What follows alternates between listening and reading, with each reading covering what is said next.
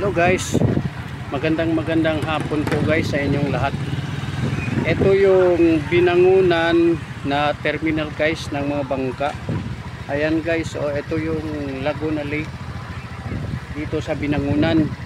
Ito yung biyahe papunta mga isla-isla ng binangunan. Ayan yung mga biyahe nila guys. Wala silang bangka ngayon kasi malalakas ang alon. Siguro hindi pinabiyahe, pero meron sa dulo.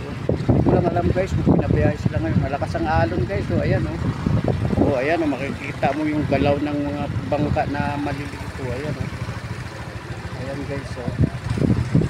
Ang karugtong ito ng guys, karugtong ng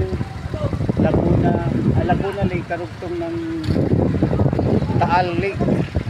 Ayan guys, isang lake lang naman ito kaso lang yung Taal Lake nasa Taal kasi yun, kaya Taal Lake nasa Taal. Ito naman Laguna Lake dahil nasa parting Laguna. Yan guys, ang lalaki ng alon. Delikado yung alon dito. Malalaki talaga. Aabante ako guys kasi bawal kasi dito ang bawal dito ang mag-standby.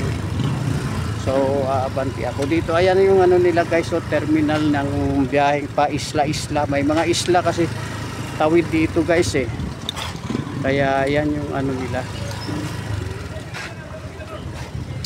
Pero hindi na tayo makadaan kasi harang na. Wala na palang guys, daanan, iikot na tayo. Ayan guys, ayan yung sa Talim Island, doon sa Talim Island. Diyan ka sasakay papuntang Talim. Ayun, may biyahe pala guys. Ayun yung barko doon sa bangka na malaki doon sa unahan, sa likod. Iwa na ako dyan kasi mabaha, mataas ang tubig. Ayun guys, high tide yan, delikado, baka abutan tayo ng dito. Yes, may stranded tayo dito, kaya papalik na lang ako dito lang, kakaliwat na lang ako dyan. Balik na doon, palabas ng Binangunan. So ito lang yung video ko rito guys. Hindi na ako makabidyo sa palengke, sa isda.